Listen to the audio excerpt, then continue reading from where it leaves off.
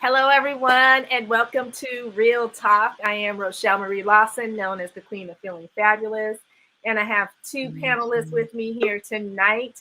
Oh, well, wait a minute. We got another one joining us on the show. So we're going to have a really quick conversation tonight about our topic, the future of work.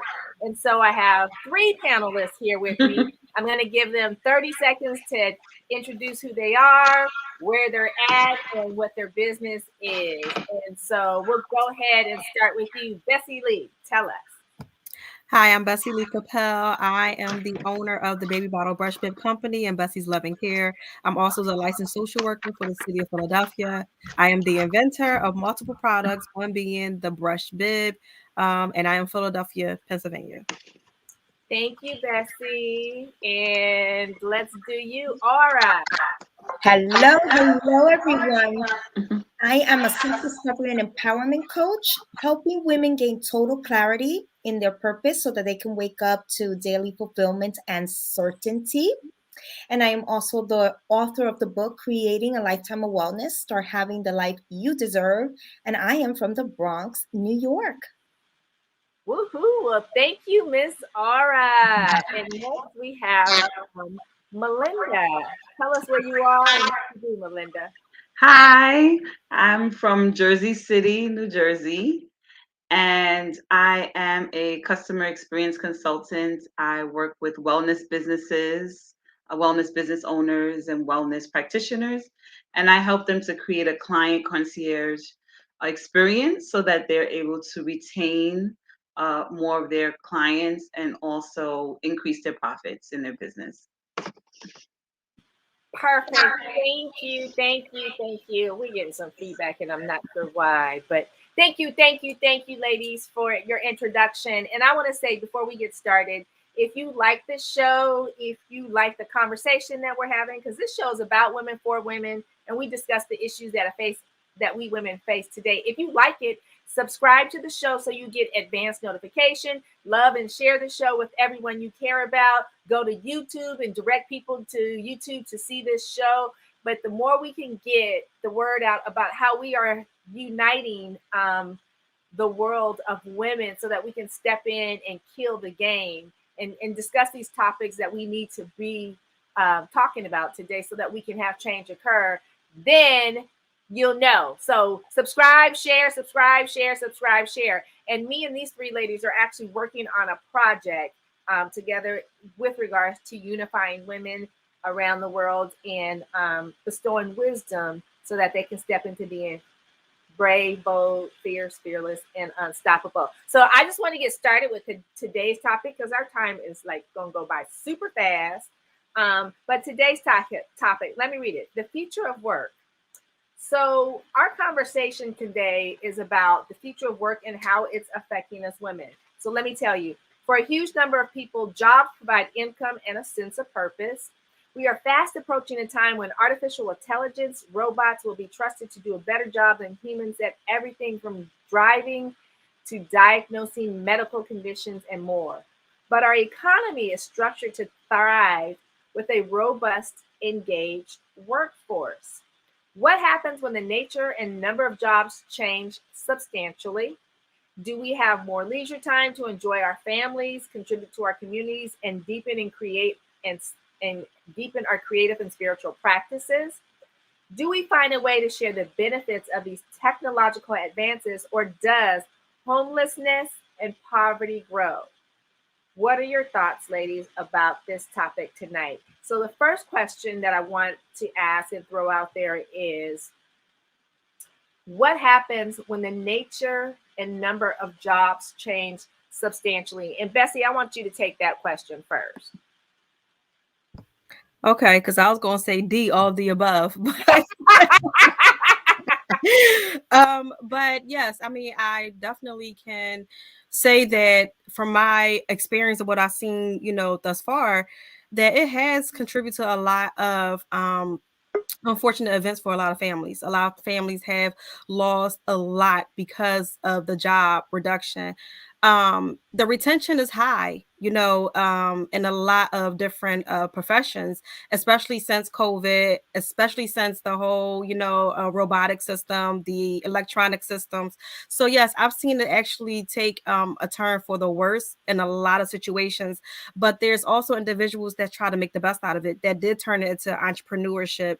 But then there's others that do not know how. So it's been, I think, a lot more individuals that's been hurt from it versus those that's been able to gain. Okay, thanks, Bessie. I appreciate it. Now, Aura, tell us, what about you? What are your thoughts? Do you think it's hurting or do you think it's helping with regards to the nature and the number of jobs that are happening right now in today, particularly affecting us women? I think it could go either way, but it depends on the individual. And the reason why I dare to say that is because, just like Bessie has said, some people, they're able to make the most out of it while others are not. And so I think it's going to become more important than ever before that we learn to build that mental, emotional, financial, and physical resilience so that we can thrive no matter what circumstance we may find ourselves in our life. Oh wow, I love that. Wow, that just feels so yummy. Like, yeah, yeah, girl. But I know you that type of girl. So, well, thanks for it. Because I mean, it really. I mean, it's this is what the dialogue for us is all about: is to share what we think and what we see and what we experience in our lives. So, Melinda, what are your thoughts about what happens when the nature and number of jobs change substantially? Hmm. Well, I feel like as an individual, like especially with employment, you always have to be prepared. Like always have look to make sure that you stay relevant from a employee's perspective. Make sure that you stay relevant because times change, jobs change, skills change. You always want to, because no job is guaranteed. You just don't know, even if you're, great at your job, you just don't know what's going to happen with the company. And from a company's perspective, like I just learned today, which was really surprising, that it costs about $140,000 to replace an employee that leaves, because it's the HR representative, it's the recruiting process, it's the time that it takes to get a new person. So it's just, especially at a time like this that they talk about the big resignation. It's important that, as from an employer's perspective, that they really focus on their employees to keep them, because it just takes a lot of time, especially now it's a lot of competition. A lot of people are not even showing up for interviews Oh wow. these days. I've heard a couple of managers having a hard time hiring, where they'll have applicants and they'll book a time for them and they don't show up for an interview. Wow. So it's really an interesting time, where I remember looking for a job. It was like, well, we're going through our third round of applicants. Right. So It is interesting because I've never experienced it where, people don't show up for an interview, right? I'm sorry, I'm from the school of where you have a job interview, you show up, or, you were so happy to get that job interview, you definitely gonna show up early. Even if you're a person that's not time conscious and show up 5 minutes late to everything, but that job interview, you were gonna show up early. And see, this day and age, things have completely changed. And I think a lot of it is affecting women and how we move forward. So I want to go with the next question. So, do we have, because of this change in job and the great resignation, as they're calling it, do you believe that we have more leisure time to enjoy with our families, to contribute to our community, to find community projects that actually mean something to us and that we want to help out and give back to our community? Do we have more time to deepen our creative and spiritual practices? And do we have more time for just really loving and putting ourselves first? Or why don't you take this one first? Yes. So I think that we do have the time, But again, it depends on where we are mentally and emotionally, because one of the things that I've also noticed too is that for some, with all the things that are going on, that in itself takes up more energy for them in terms of worrying, in terms of being in an anxious state. So this is why I say it depends always on the individual, because if we're not in the right mental and emotional state, we can either progress and move forward, or we can go back. Mm. Mhm. Yeah, beautifully said. Beautifully Very said. true. That's so true. I think it does depend on where you are at this moment in time. So we're going to take just a few moments. We're going to take a break um, because we have to allow our sponsors for the show to have their say. So we're going to take a 5-second break, and we'll welcome you back to the Real Talk Show in just a few moments. And remember, if you like the show, please subscribe and share it with everyone.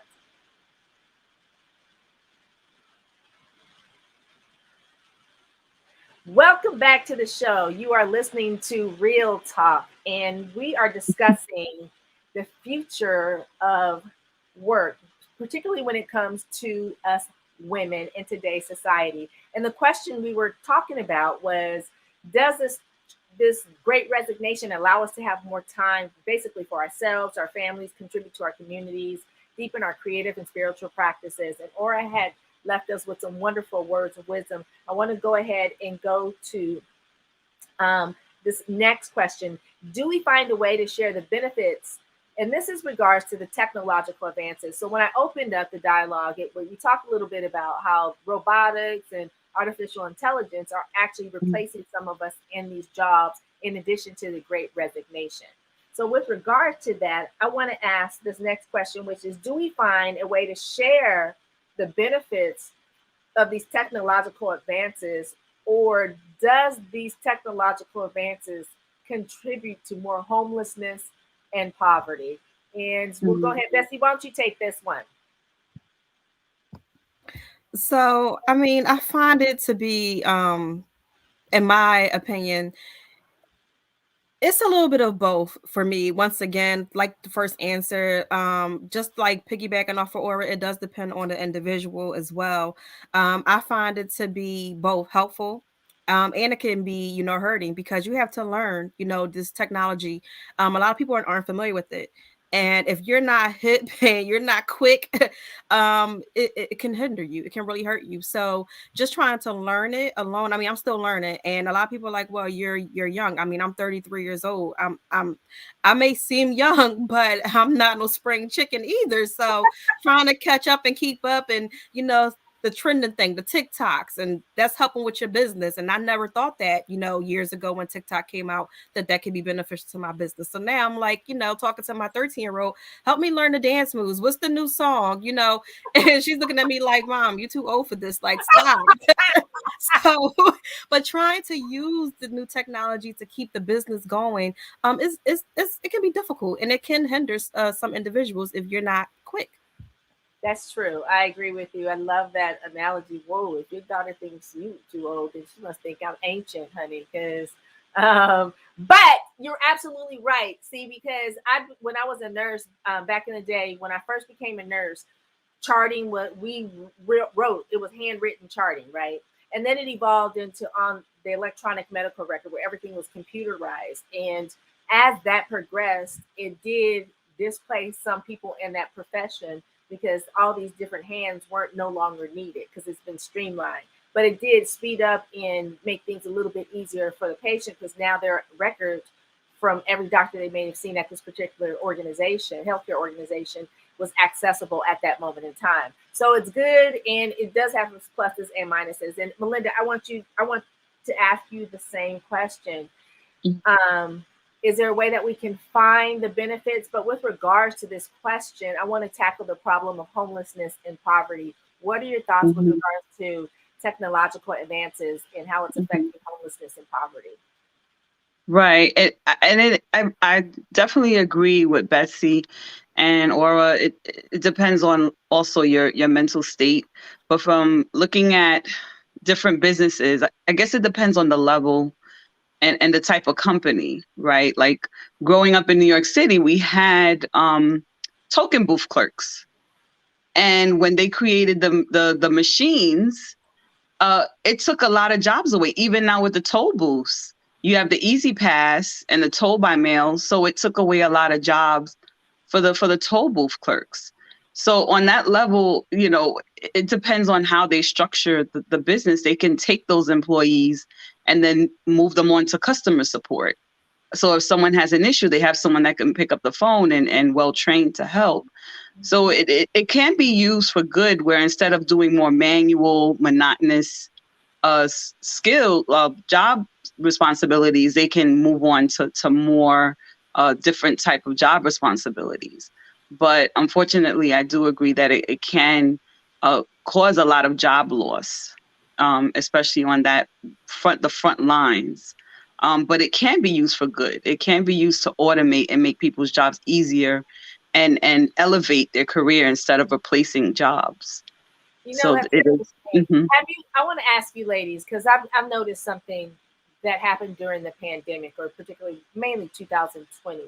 And I don't think it's ever going to come back. And you touched on it a bit, Melinda, when you said the toll takers. So in California, we have in Northern California, we have these 3 bridges that you need to cross over to get to what we call the peninsula. So from the East Bay, Oakland side to the peninsula side on the other side of San Francisco, so to speak. So there's 3 different bridges, and each of these bridges had toll workers. The Bay Bridge, I'm sorry, multiple bridges in California, but the Bay Bridge, the Golden Gate Bridge, the San Rafael Bridge, all these bridges had toll workers. When COVID hit, they removed those people from those jobs and made everything automated. Now, we also had the fast track system, or the electronic system where you could roll through, and the pay by mail system. But now, I recently was there, and I don't believe they're going to bring the toll workers back, because the pay by mail has been working so well, or the fast track, and plus they've increased the cost. So what used to cost $5 to cross is now maybe 6 or 7. You know what I'm saying? So somebody's generating revenue, but I'm not really sure it's going to the people that have been displaced from those positions. So technology, yes, it's maybe speed up the timing to get across the bridge a little bit quicker, but in actuality, it may have created more poverty, because some of these people may have gotten displaced and can no longer find a source of employment that fits their professional background, so to speak. So very, very interesting with regards to the future of work, and how our technological advances may or may not hinder the growth of homelessness and poverty in our society. Now, I want to ask you, what types of work do you think will be most effective for women, that I want to say positions that women hold in the next 10 years? And I'll go ahead and start with you, Melinda. What positions do you think will be most effective for women by technology? That is a great question. That's a difficult question. Anybody jump in. I don't care. Anybody jump in. Yeah. I mean, I would say affected by women with technology. I don't know. That's something I would have to think around. As far as like, I would think it would be, depending on the type of position, maybe more manual labor type of positions.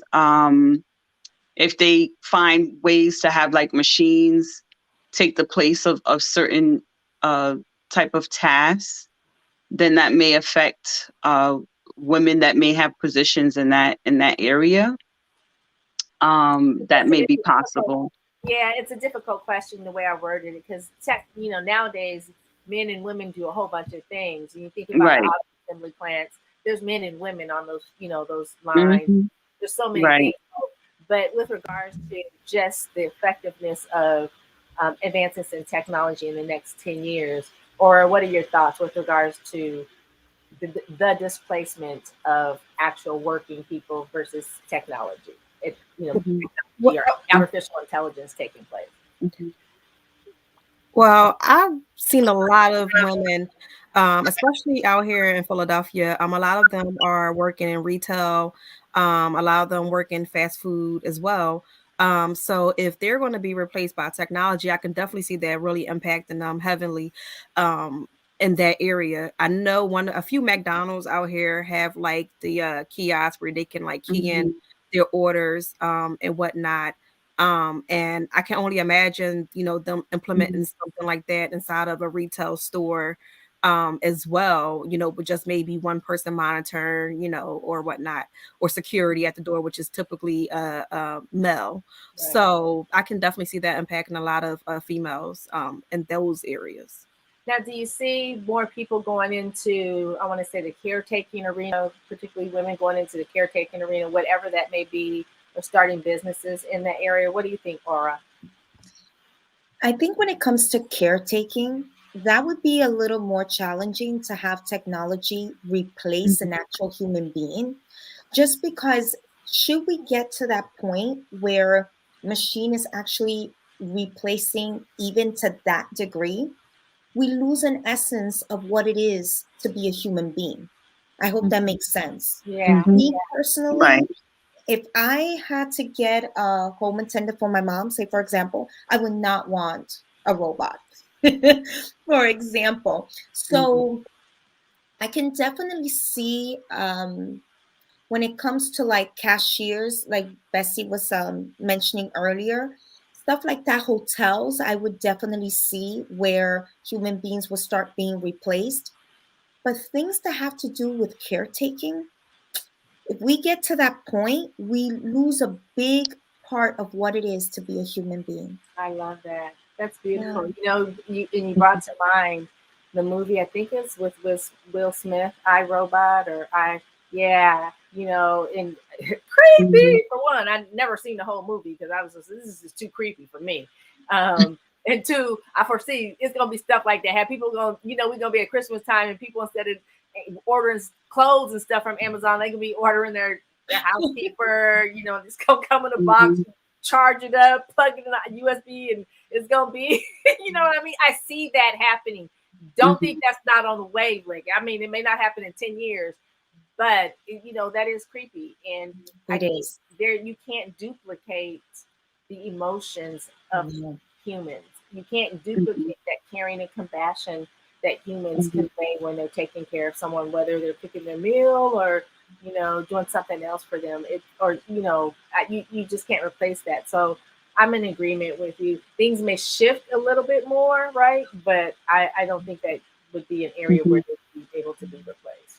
And if you don't mind me adding, I think that if we ever do get to that point, I honestly hope not. And I hope I am completely wrong, but that's when depression and anxiety is going to go skyrocketing because there's something so isolating about being around all the time machinery. Mm. Nothing can replace human beings. Right. Mhm. There's no feeling. I mean, Mhm. we've seen this with COVID, Yeah. how depression and anxiety and mental health Mhm. challenges have increased tremendously. Mhm. It's because Yeah. you know for all this time period, we were locked up, and all we had was technology: the TV, the computer, the iPad, the phone, the this, the Mhm. that. But the human interaction had dwindled down, and all of those mental Mhm. health challenges increased up.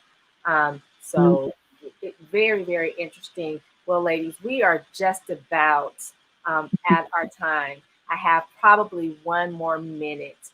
If any of you guys want to say something like real quick about with regards to your thoughts of the future of work for women, words of wisdom, something you wish for, give it to me in like 15 seconds. And let's start with you. We go.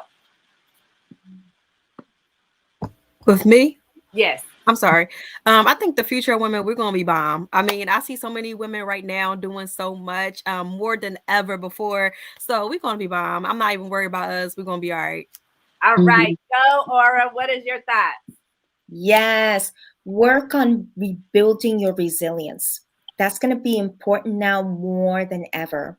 You build your resilience and you are going to thrive no matter what challenges thrown at you. Love it. And Melinda, give me Yes. 15 seconds. Go. Whether you are an employee for a company or you own your business, you have the power to define and to set up how you work. It is possible.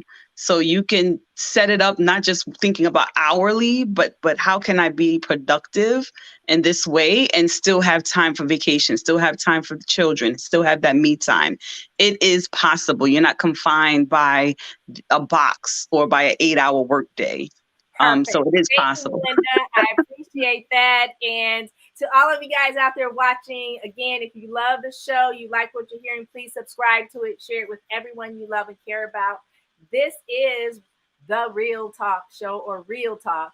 And I am Rochelle Marie Lawson, the Queen of Feeling Fabulous. And you have been listening to us.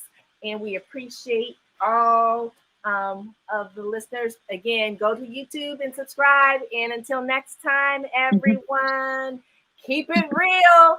And ladies, let's talk about it. Goodbye for now.